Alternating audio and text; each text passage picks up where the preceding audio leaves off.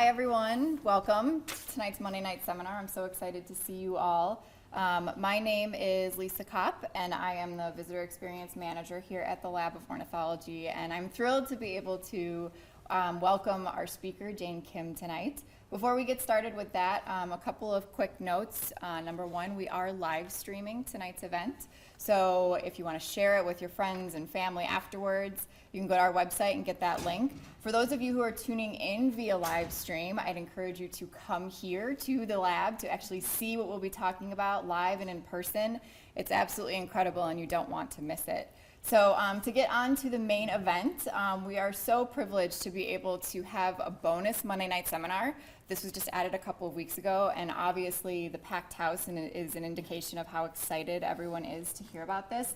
So Jane Kim, our speaker, is an absolutely incredible person who has completed, actually, just recently, I think today? Yesterday. An absolute masterpiece, which I'm glad to see so many of you took the time to look at it before the talk. Obviously, we'd encourage you to spend time afterwards checking it out as well. So this piece is really unrivaled in terms of size and scope. It contains 270 different species, tracing the history of evolution of the birds, and you'll see from Jane's presentation today that what she did was really something that has never been done before. Jane is a science artist by training. She attended the Rhode Island School of Design and then the Cal State Monterey Bay Art School as well, where she got a certificate in science illustration. She also was a Bartell Science Illustration intern here at the Lab of Ornithology, so she has a long history with the lab. And what you'll hear about tonight is the process that has taken 2.5 years to complete, and the backstory of why this is so significant, not just to the Lab of Ornithology, but to the art world as a whole. So if you could join me in welcoming Jane Kim.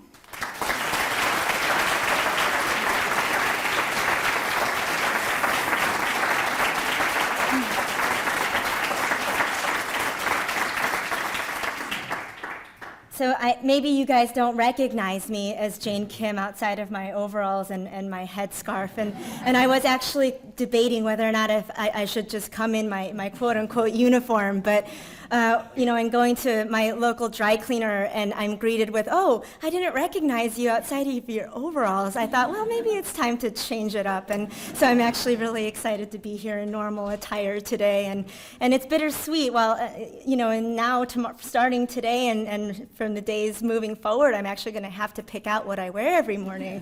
So it's going to be my biggest concern from moving forward.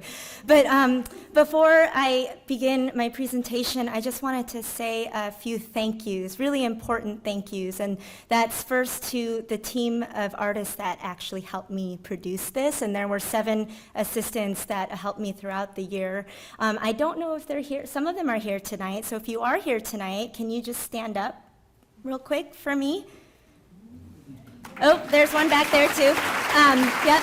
So that's Nola Booth and Emma Renier and Misaki Uichida, and they all have challenging last names. And so that's just 3 of the 7 that were working with me. So thank you for coming. It's great to have you, and really it wouldn't have been able to be completed without you. I also want to thank the entire staff at the Lab of Ornithology. I mean, it was instrumental to have their support here, and just specifically wanted to make special mention to the Visitor Center facilities team. Jeffrey Payne and his whole crew were so helpful in helping me create this masterpiece. And of course to Lisa Kopp's staff, it was wonderful to see their smiling faces at the Visitor Center every morning. And of course, I'm indebted to Jessie Berry. I don't know, are you here? Yay, Jessie!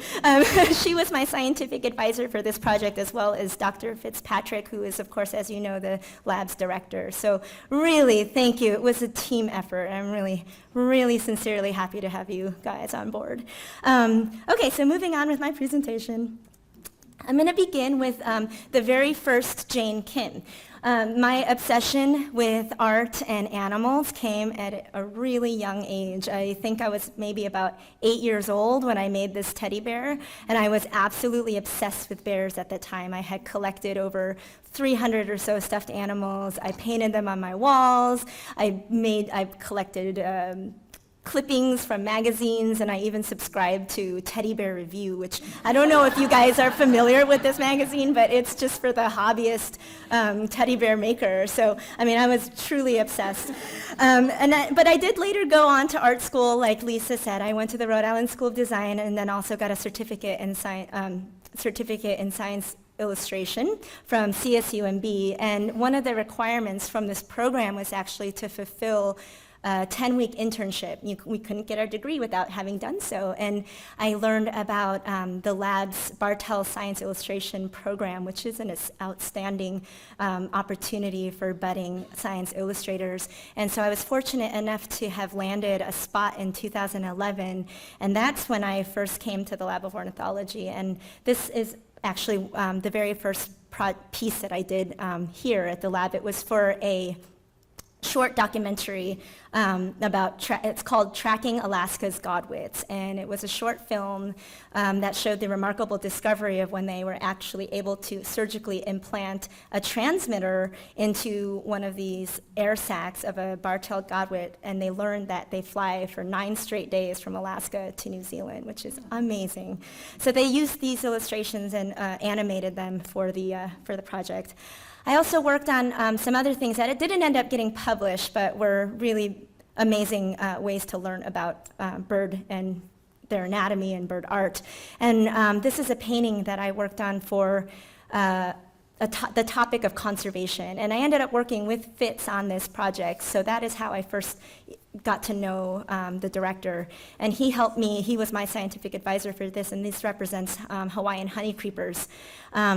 And simultaneously, while I was at the lab, I ended up submitting an idea. It was called the Migrating Mural to an ocean conservation competition that was posted on Nat Geo many years ago. And I had this idea where it would be so amazing to see outdoor murals that depicted wildlife of that area where they intersected with human routes. And so I wanted to do land, sky, and sea, and for the sea, I had thought a blue whale would be just beautiful to follow up the coast of California on Highway 1. But this project ended up winning the Viewer's Choice competition, and so they did a little interview, and it circulated. Diane Tassalia-Himes, who is the director of the Bartell's program, circulated it around the lab, and when Fitz saw this, he pulled me aside and he said, let's go take a walk. And I said, oh, okay, where are we going? And we ended up at the second level balcony overlooking the windows that you can see today. And it was this. It was just a drab, dark green, blank wall. And you can see the top of the stairs just poking out at that in the picture. And there were beautiful paintings, of course, by renowned ornithologists and artists on the walls, but the upstairs level, you really just overlook this blank space. So he said to me, now, doesn't this scream mural at you? And I said, yes, it does scream mural at me. What did you have in mind?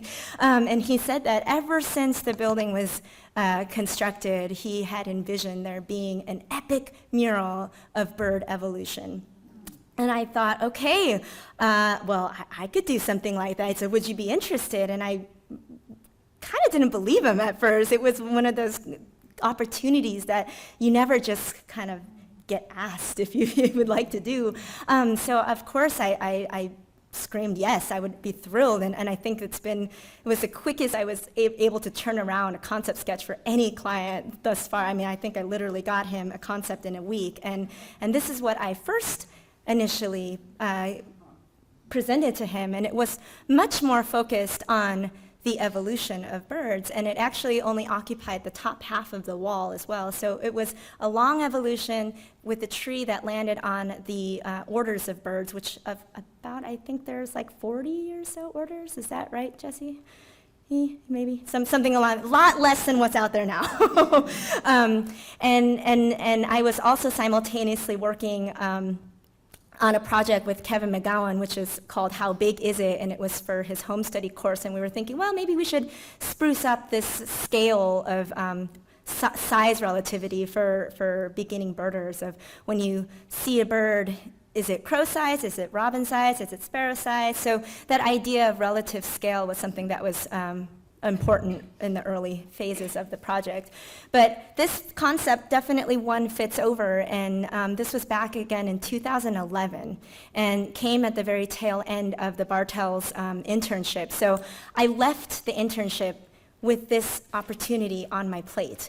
And it was just remarkable and scary, and I left not knowing what I was going to do. I had just finished my degree in science illustration.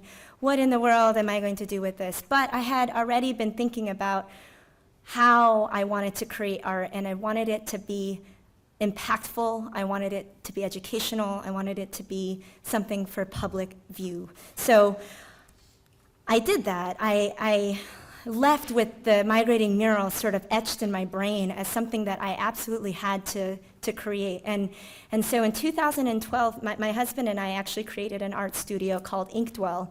And it's a studio specializing in creating fine art, large-scale commissions, environmental campaigns, exhibitions, and science illustration. And my hope was to be able to take that classical training that I got in scientific illustration and mix that with the power of art and hopefully produce something that could be both.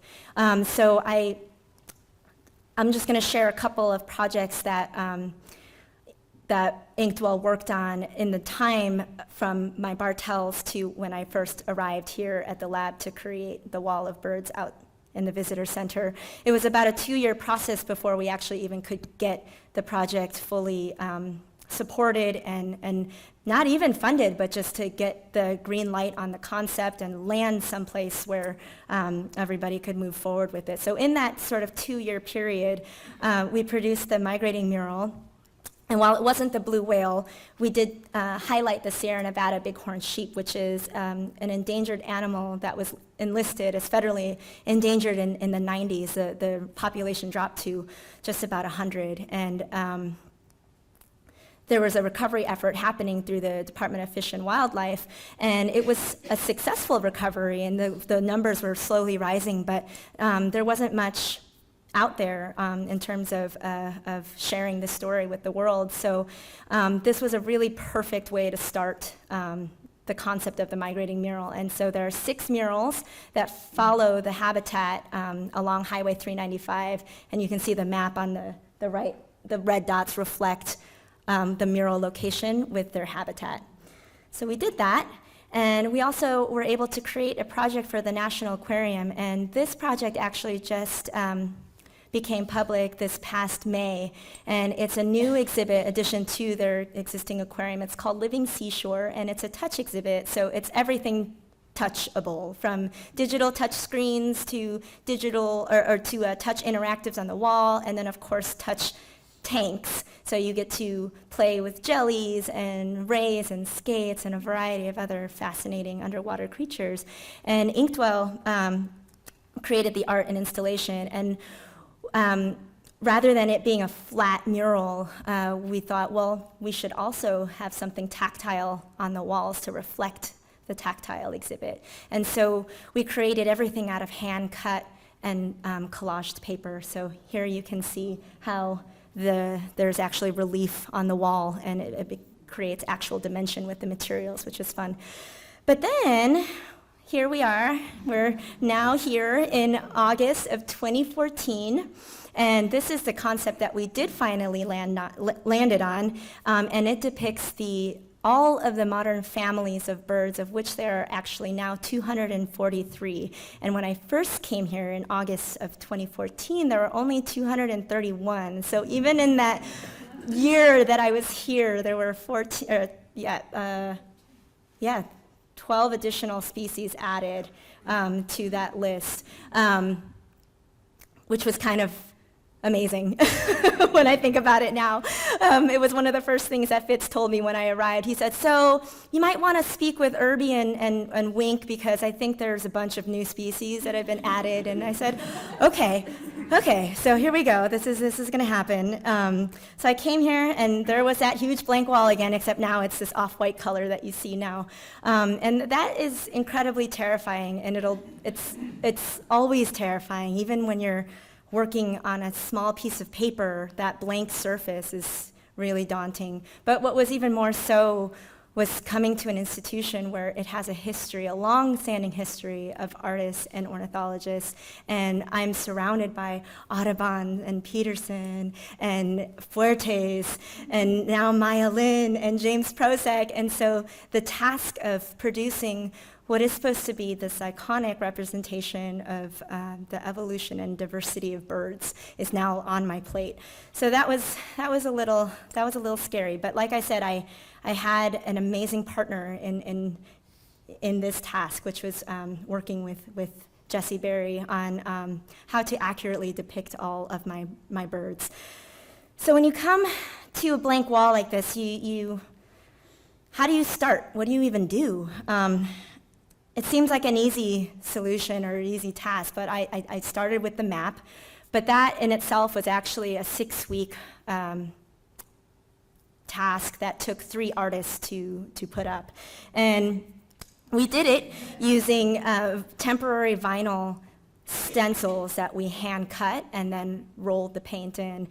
So once that was done, there was a process of getting the birds up there, and I'm just going to quickly run through what seems like a very easy task. You do the drawing, you do your research, you transfer them on the wall, you put the detail in, and voila, you got your bird. And in my mind, it really was going to be that simple. But then I realized that there was this interesting tension that happened of scientific accuracy versus artistic expression. And so I remember distinctly a moment with Jessie when she was reviewing the birds with me, and we came to the spotted pardalote. I started in Australia, and we were reviewing the birds, and she had her comments, and I wasn't any stranger to that. Being a Bartels intern, I certainly worked with the ornithologists and accuracy of the birds and what they're looking for. But, this is, the stakes are kind of higher, but she's looking at the pardalote, and she's like, I don't know, there's something. She sort of stopped and kind of did one of these things and looked and stared at it and said, I'm not really sure what's going on here, but I feel like there's something going on with the feet. Those feet look so weird. Is it that they're too big? Is it that, I don't know, what's wrong with these feet? And it turns out that I had come to Jessie with 231 sketches at the time of all the birds depicted with flat feet, because they weren't going to be on any kind of habitat, or they weren't going to be, there weren't any branches, no substrate for them to actually be on. So for me, it made sense to keep them consistent and to have them all flat-footed. But then what ended up happening was that oftentimes many of these birds are never in that posture. So there's just something goofy about them. Even if they might be represented correctly, there's just something off about how a birder might see this bird in life. And one of the other comments that I often got from her was, Jane, you don't have to make it this hard on yourself. Because I would often try to put them in positions that in my mind were really exciting or dynamic, but it was just a moment in time that a photograph might have captured it in this weird position. It's not really reflective of their natural position. So there were often birds, the first round of birds that were oddly dynamic, not naturally dynamic, and their feet were reflective of something that they wouldn't do either. So we clutched the feet of this pardalote, and moving forward, we started to keep that in mind. And so, for example, birds that are seen swimming often, like this grebe here, I decided, you know what, there's no water, but I'm going to go ahead and put it in this position because it's a recognizable position. People will see it, but it's also something very informative of how their feet might look underwater, and moments, and it creates a dynamism anyway, and it was a beautiful marriage of an artistic decision with a scientifically accurate one. And we found that it actually helped tell the story better of each of the birds when they were doing something that they would naturally do, like this great reed warbler. It's clutched onto a reed even though there's no reed. And so you can really actually learn from each one of these birds about what they might do in real life.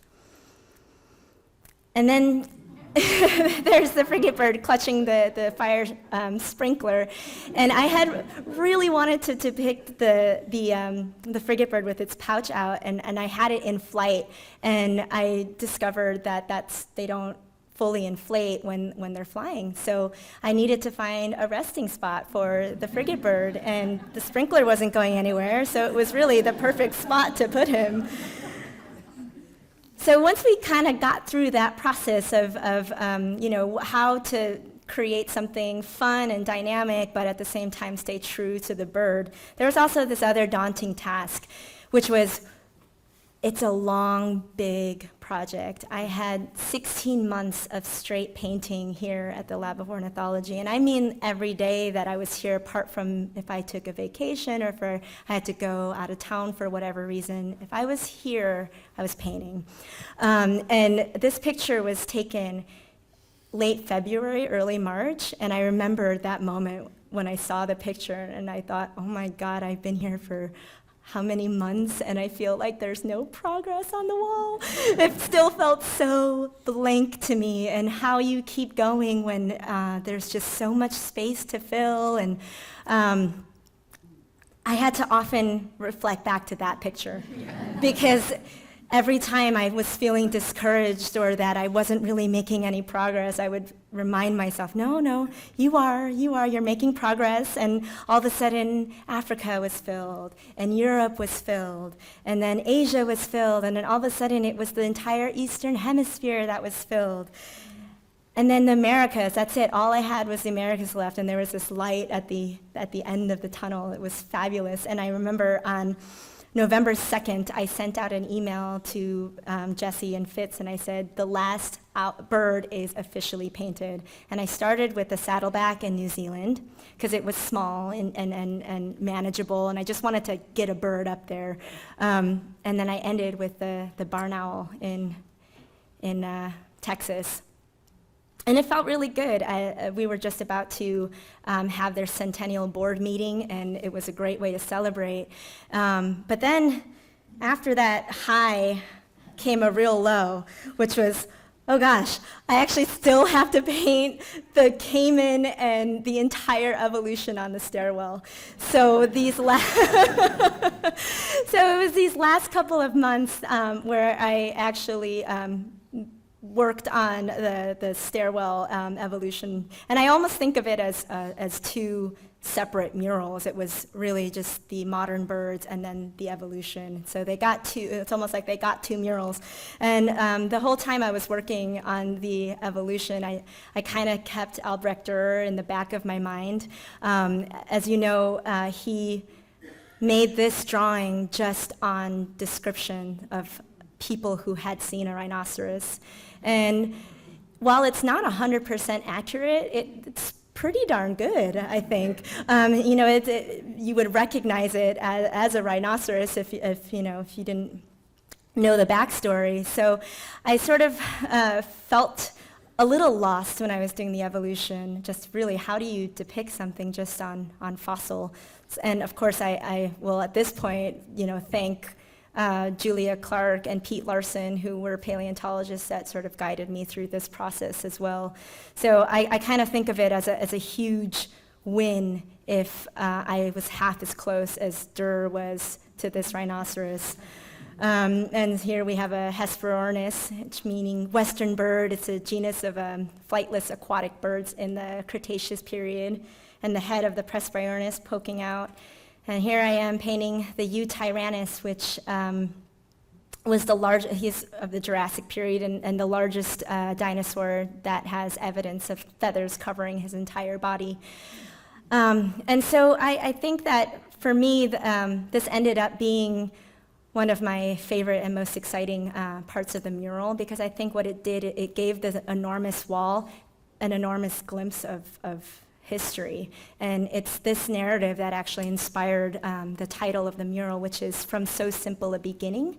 And that comes directly from a Charles Darwin quote from The Origin of Species, and the quote goes like this: "There's a grandeur in this view of life with its several powers, having been originally breathed into a few forms or into one, and that whilst this planet has gone cycling on according to the fixed law of gravity, from so simple a beginning, endless forms, most beautiful and most wonderful, have been and are being evolved."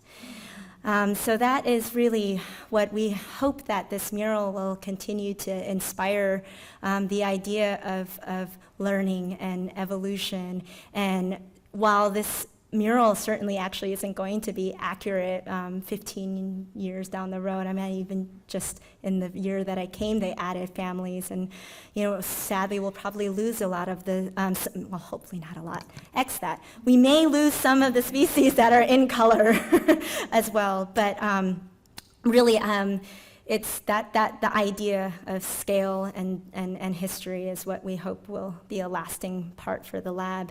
So I'm keeping this brief and short because I want to have a lot of room for questions, but also to continue the evolution of this project, I'd like to invite Maya Thompson to give you a little sneak peek of an incredible interactive that she and her team are developing, which will breathe life into the mural for years to come. So this is where I'm handing this over to Maya, and then we can do Q&A after that. Yeah, don't worry, we'll bring Jane back.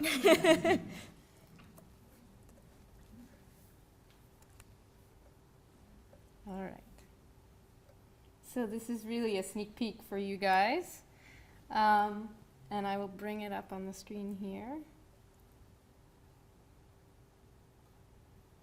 And we'll have a chance to take a peek, and then we'll have more questions. So I'm going to make this bigger now.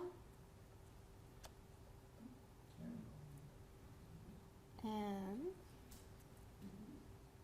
I'm going to show us some context. So what you see here is a tiny strip of that wall.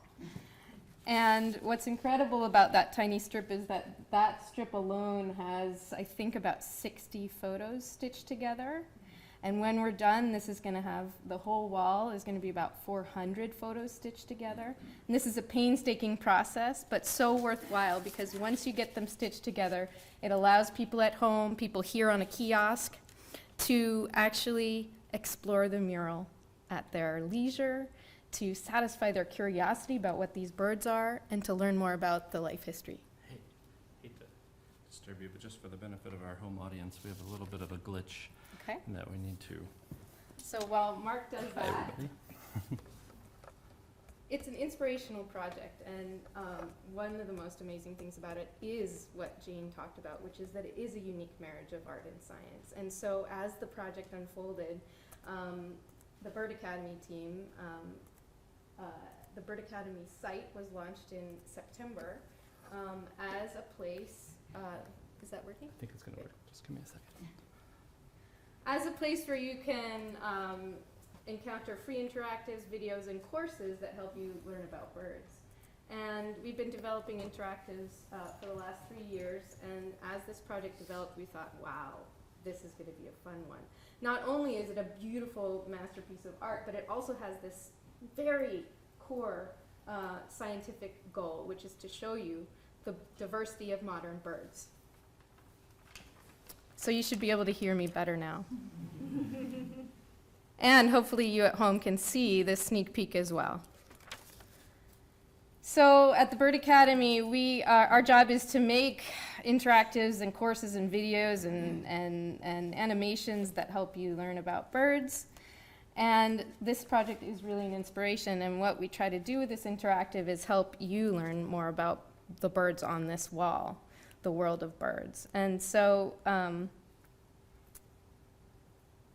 I'm going to play with it a little, and we'll play with it together. And then in the late winter, early spring, you'll be able to play at home and in person here at a kiosk on the second floor, which is truly the best view of the mural. So here we go. This is a prototype, very much in progress. And when you zoom in, you're able to actually see Jane's artistry at a level that you don't normally see. So what I want to do here right now is to introduce you to the southern cassowary. Look at the eye. The eye is beautiful. And something you don't see until you zoom in to see each brushstroke is there's a little bit of yellow under there. And when Jane took a preview of this, she said, "Oh, I'm so glad that people will have the opportunity to see the little bit of yellow under the cassowary." But each bird has these little details that are truly incredible. So, beyond just seeing these birds and really getting a good look at the art, we also want you to be able to learn about who these birds are. What is their natural history? Where do they live? What do they sound like? And so what we're able to do is when you click on any of these birds, you can learn more about them. So this text is not finalized yet, but we do want to provide a little bit of context about each of these birds. We want you to tell us which ones you love, and we'll have a leaderboard so we can see what others do as well.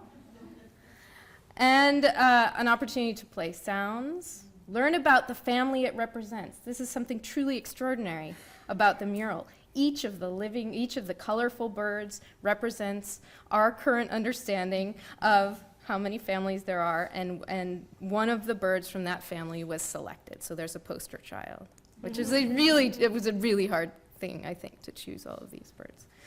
And also we want to provide you with a map, and those maps are going to be coming directly from eBird, and so dynamically updated. So if you want to know, well, where can I go to see this incredible bird, you'll be able to do that as well. So let's just, our job is to, open your eyes to all the different birds in the world, especially this is an amazing opportunity to look at the diversity worldwide of birds. Sometimes we focus in on North America, but here we are with the ability to see birds across the world. So southern cassowary is one lovely one, but let's try some others. How about I click on these guys? So the Gouldian finch. The Gouldian finch. Now, why are there three? This is the only spot on the wall where there are three birds representing one species. Does anyone know? So in the wild, there are actually three color morphs, and they're all living together in the same areas, and they are interbreeding with one another. And it's from one specific genetic mutation that the heads can be black, yellow, or red. And there's some fascinating science that comes out of the Gouldian finch story. And I think it's really fun to be able to see them all on the wall together. And I believe that many people will think, why are there three? And I'm hoping that lots of people will click on this and learn. So Gouldian finches is one very cool story, biological story that you could learn about here. Another. So right now the prototype is only live for Australian birds. So let's see what else.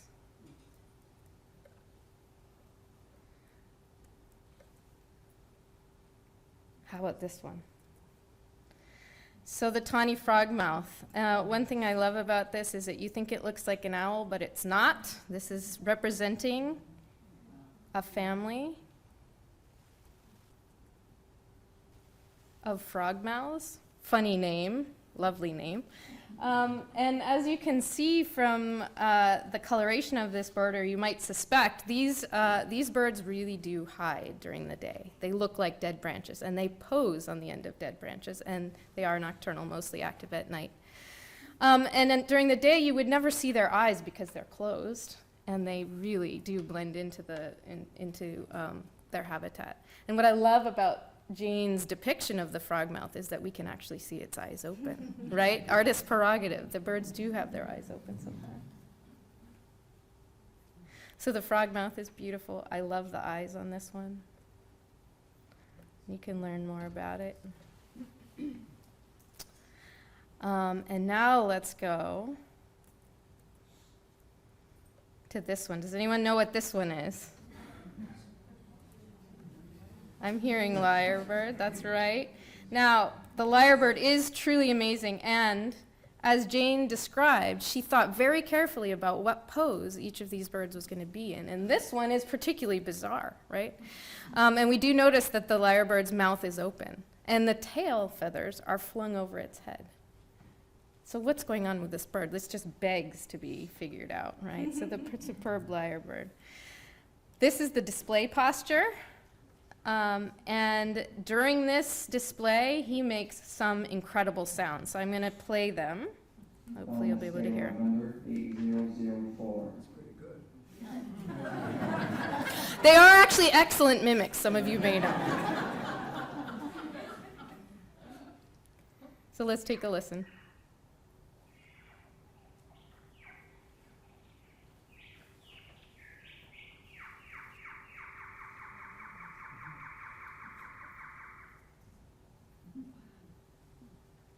There are different phases, so let's listen a little bit longer.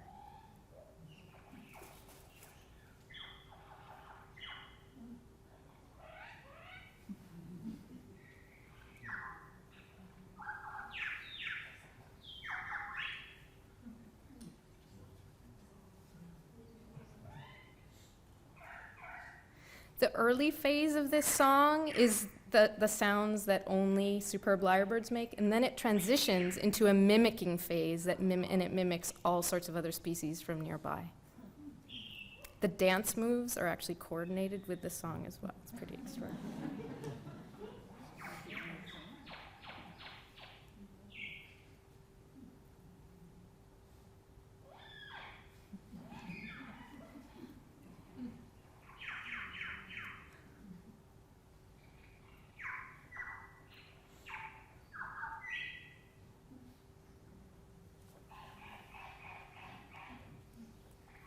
So one of the things I love about this is that the Macaulay Library has such a rich collection of sounds that we can draw from. And that the eBird maps, people all over the world are submitting their observations to eBird, and that we can learn from them, even at the level of where does this bird live, from a mural here in the Visitor Center. So I'm wondering, let's see, we've got one other really cool thing about this mural. And because we're over here in this strip with Australia, we don't have all the grayed out birds, the birds that are currently extinct, or the extinct ancestors, but we do have some of them. And so I just want to show you here a little bit of the story behind the grayed out birds that are not along the stairwell. So some of them are actually stepping on the world map. And that's because these are birds that we believe would still be here today had humans not hunted them to extinction. And what's incredible about them is that they are so weird looking, right? They don't look like modern birds to you.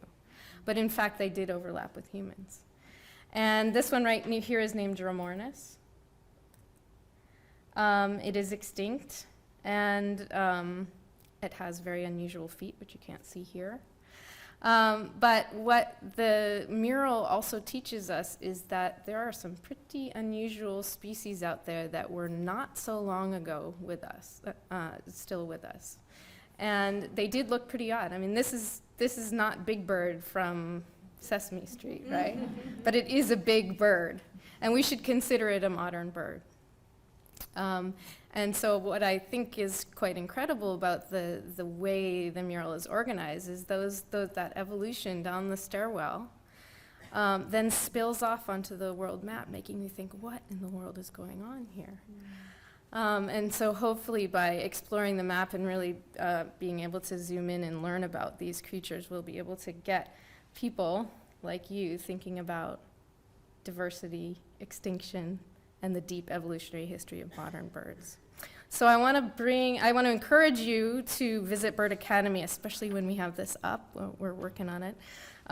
It is quite a process to get this stitch all together, and you may have the question when you looked outside, there are actually blue pieces of tape on the wall. And that is because when you stitch these photos together, if it's blank wall, you really need control points. So we've been sticking those on the wall to help us stitch them together. So they will be coming down shortly when we finish that process. So let's get Jean up here. I know you have lots of questions. Thanks.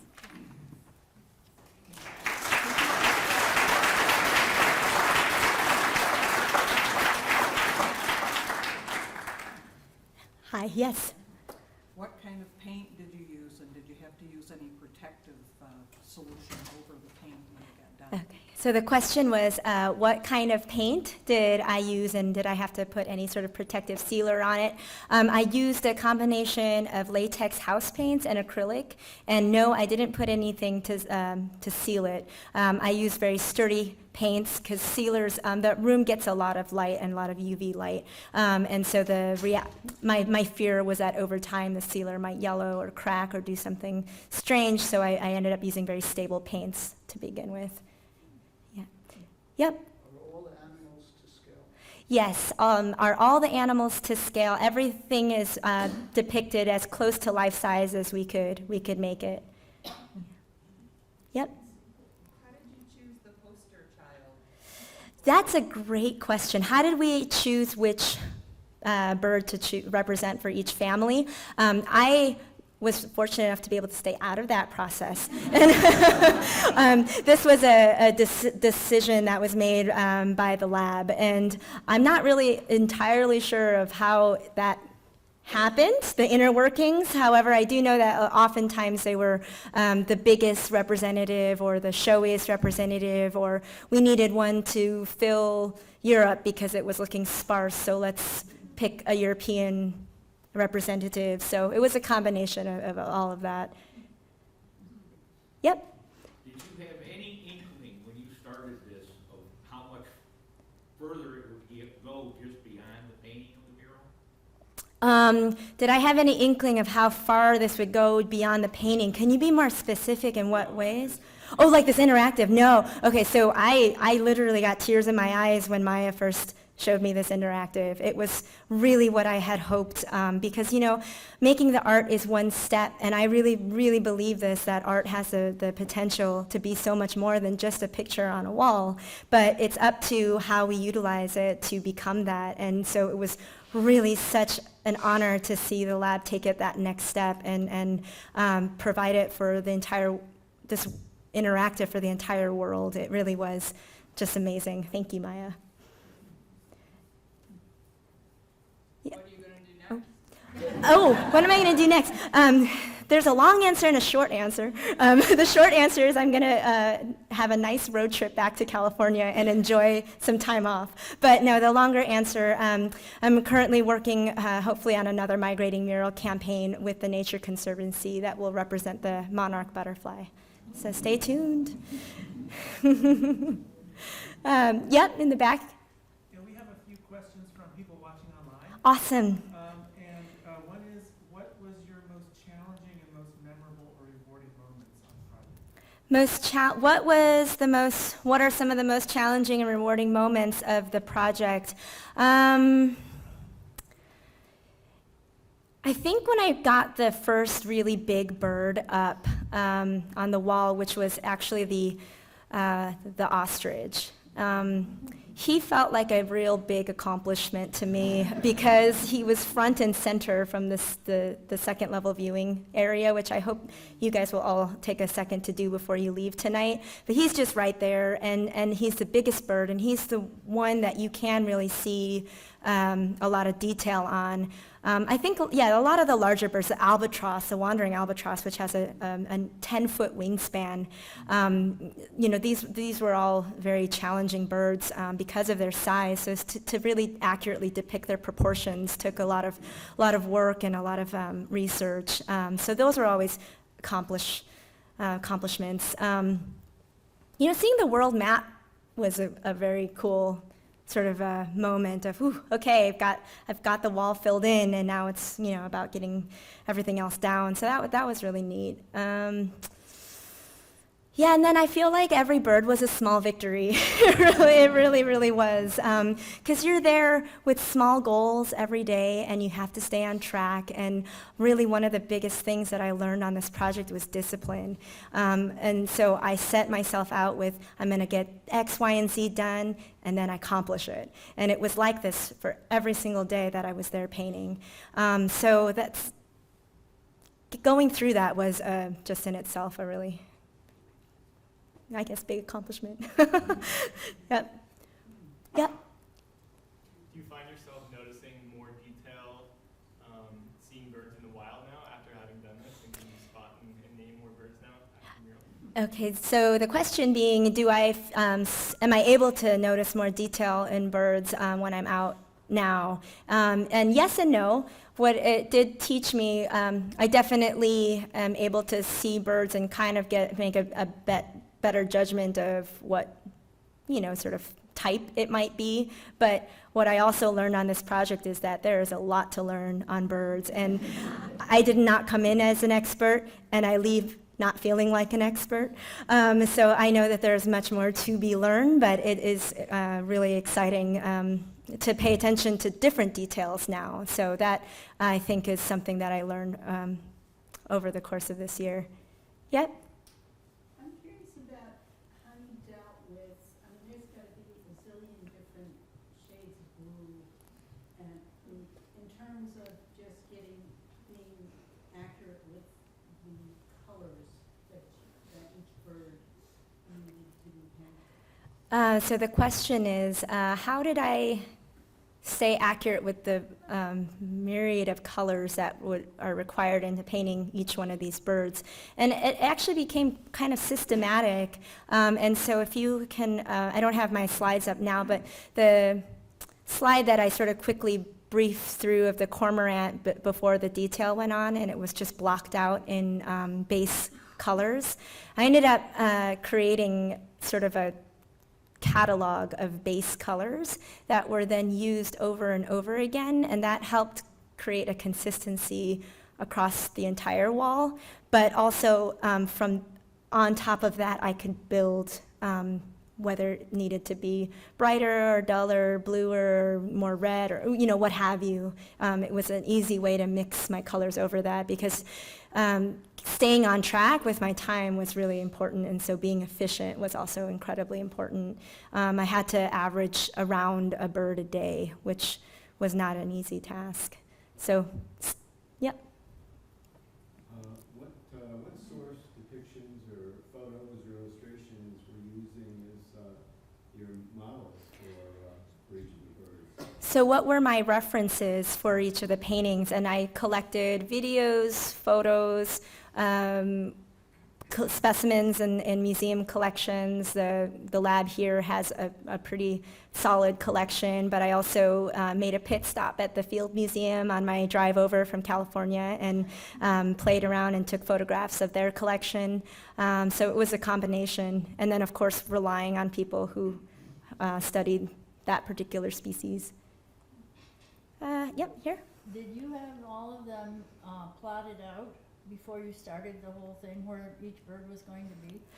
The question was, did I have everything mapped out or plotted out before I started? And the answer is yes, I did. I had a pretty good idea of the postures coming in, but it did also change throughout the course of the painting. Certain birds were moved around, and I also used eBird. Maya mentioned eBird. That was an instrumental tool for me too, in terms of placing all of the birds on the map, and I used the more dense locations as my starting point for positioning. Yep.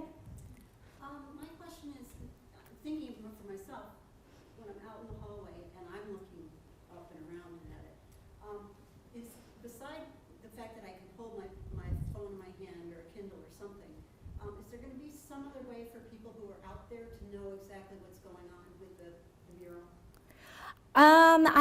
So the question, is there going to be a list or some sort of something to go along with the wall in addition to the interactive? I'm sure there will be. That hasn't quite yet been determined as to what. Yep. Are there any female birds on the mural? There are. So the question was, are there any female birds on the, females represented? And I'm glad you asked that because it's really easy to go with the male version most often because it's colorful and beautiful. But there were some, the saddle-billed stork in Africa is a female, and the only way that you'd be able to tell that is to know that females have yellow eyes versus black eyes. So they're the same. Let's see, there were other instances where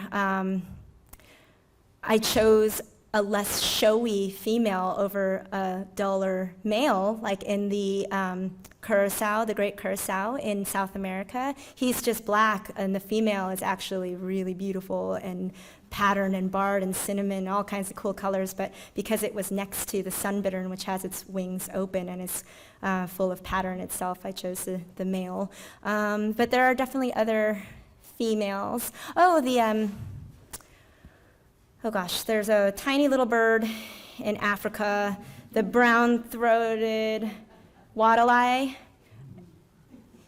The female has the brown throat, the male does not. So I went with the name of the bird to reflect that pattern. So yeah, there are moments where the female was highlighted. Not often, though. Yes? It seemed like Asia had fewer birds than the other continents. So Asia looked like it had fewer birds than other continents. I think that it actually isn't quite true, but there are a lot of smaller birds represented in Asia. So it being a large continent, it felt more sparse because they were all occupied by pretty small birds, whereas North America had mid to large scale birds, but less actually than Asia. Or I think it was the same number in Asia. So that illusion. Yes? If I look back on it, would I do anything differently? I think there are things that I wish for that I don't know it would be possible, because then it would be twice the amount of time that it already took, which is to be able to actually go and study the birds or have a little bit more time to research the birds, because that only makes the work stronger. So that, if I could do it again, I would want that. Yep. How much of a challenge was it to concentrate on your work when you were at the higher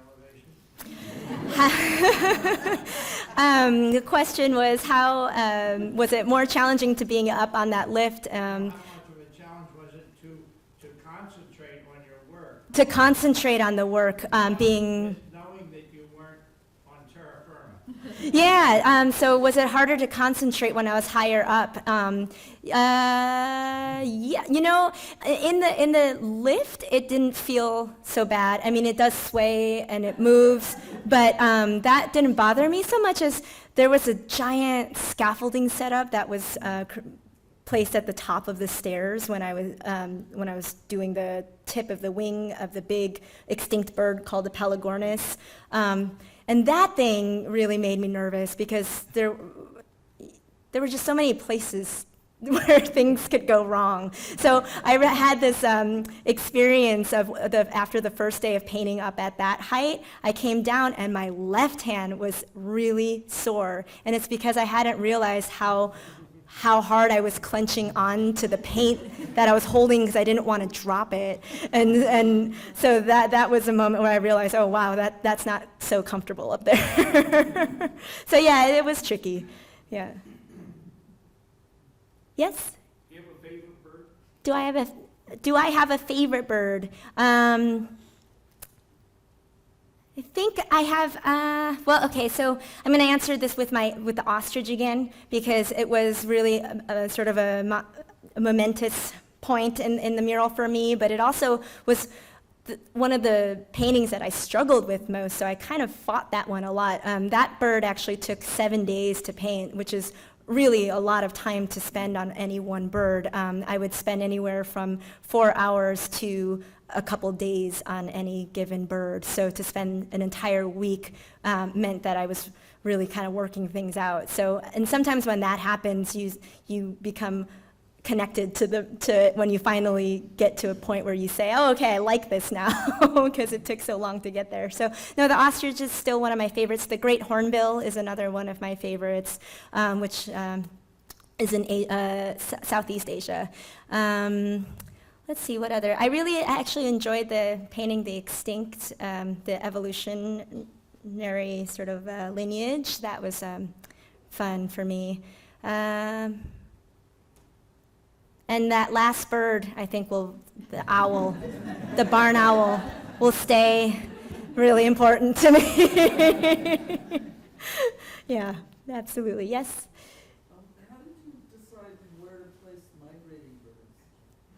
Oh, that's a good question. So it depended on how we chose to depict its plumage. So if we wanted to pick breeding plumage, then we would place the bird and where it would have that particular patterning to it. So yeah, that's a very great question, and I didn't repeat that one. Where, if the migratory birds, where were they placed, or how did you choose to place them? And it went with how we decided to choose their feather coloration. Yes? Did you miss not having a studio setting? Did I miss not having a studio setting? It didn't really dawn on me because this became my studio, so it was really nicely set up. I had my supplies on Baker's scaffold, and all the equipment was there. So really, I kind of feel bad for the staff or thank you for letting me come and make this my studio for a year. Yeah, it was harder to just be away from home versus having to change my studio. Yeah. Yes? Did you do anything special for lighting? Because the sun does come out sometimes in Ithaca. I noticed that. So did I have to do anything special for the lighting? I often found I didn't have to do anything special for the lighting. There was enough light yeah, because I was a little bit nocturnal, so I actually came in probably around noon or so and then painted into the evening, and it was nice and it was quiet. And the speakers played beautiful sounds, and especially in the summer, you could hear the crickets and the frogs, and when it was raining, you could hear that, and it was marvelous. But the light was dimmer in the evening, of course, but I actually appreciated that because it made me paint with more contrast at night. And so that in the morning, one of the things that was, I didn't really speak to this earlier, but it was a challenge to make the bird look the way I wanted to from various distances, which is the way that this mural will be experienced. And when I did my first few birds, I saw that there wasn't enough contrast. I would paint and I would spend hours, and I had spent hours on the cassowary's head, and then I went upstairs to the balcony. It was like, what? I thought I rendered his bill, but no, I don't see anything. So I really had to kind of learn how to up that contrast, and the dim lighting actually sort of helped that. Yeah. Any other questions? Yeah? So, to me, and I would probably imagine everyone in this room, your work is stunning and vibrant, and the other pictures we've seen from the murals you've done are the same, and they have a similar look to them as well. So I'm wondering, you talked a little bit about artistic expression. In the world of scientific illustration, which is so accurate and research-based, how can we tell what's a Jane Kim piece versus another scientific illustration? Like, what's your expressive touch? So what's the expressive touch that I bring to scientifically accurate work? I don't know if I even exactly know how to answer that. I think I rely on the audience to be able to point that out or pick it out, and I'd love to hear what you guys think of what makes this mine versus someone else, because it's true that there's so many incredible artists out there in the world and scientific illustrators, and we all have our own unique styles and touches, and I think that's one of the beautiful things about choosing an illustration over a photograph, is that it brings life to various parts of the birds. And I think that for this project in particular, I had to sort of be selective about where I focus my detail. So I obviously couldn't make every single part of the bird have meticulous detail, but I would I would choose a certain characteristic or feature and say, but I really want to make sure that that's there. And I would bring life to each of the birds that way. And then I think it's project-based. Like at the aquarium, I really wanted to showcase the textures and the vibrant patterns there. So I kind of choose what's important for me to distinguish for that particular piece. Yes? How did your 7 helpers actually help you? Yes, they were incredibly helpful. So how did the assistants plug into the project? And it was anywhere from the preliminary stages, creating color concepts and drawings, or it was to transferring. So all the solid blocked color birds, those were done by the assistants. So we would walk through which colors to put where. They would transfer the birds to the wall. Then they would paint all those colors in and then put the drawing back over it and transfer my line work onto that. So when I came to paint, it was all there ready for me to do. So that's how the modern birds worked. The extinct part, it was a similar process where they would transfer the drawings, which were blown up, by the way. So everything was drawn small, then scanned, blown to size, meticulously picked by Jesse and I of which bird was the correct representative of which scale to choose. And then there's a piece of carbon paper that gets put between the drawing and the wall, and then drawing gets traced onto the wall. So the assistants did anything from size research to scanning to blocking in to tracing the drawing. I mean, really, there was so much. I did this really meticulous breakdown of hours of what it took for one bird, and it averaged about 24 hours a bird. So you can imagine it definitely required several hands to do that. Oh, yes. Just a quick follow-up on that, because someone online was asking if you could name your assistants again, 'cause I missed it. Oh, sure. It was, so Misaki Uichida, which I hope I say that correctly, Emma Renier, Emily Waldman, James Walwer, Luke Seitz, Donza Davis, and there's Nola Booth. Those were my 7 artist assistants. And then Jesse Barry was my scientific advisor, as well as John Fitzpatrick. So that was pretty much the entire team. They were awesome. Truly awesome.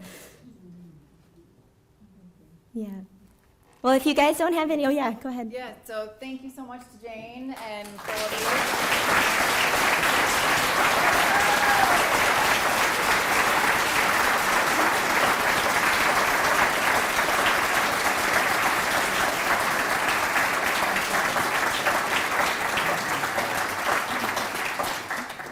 And I'll be around if you want to ask any other questions outside, too. Thank you. That was amazing.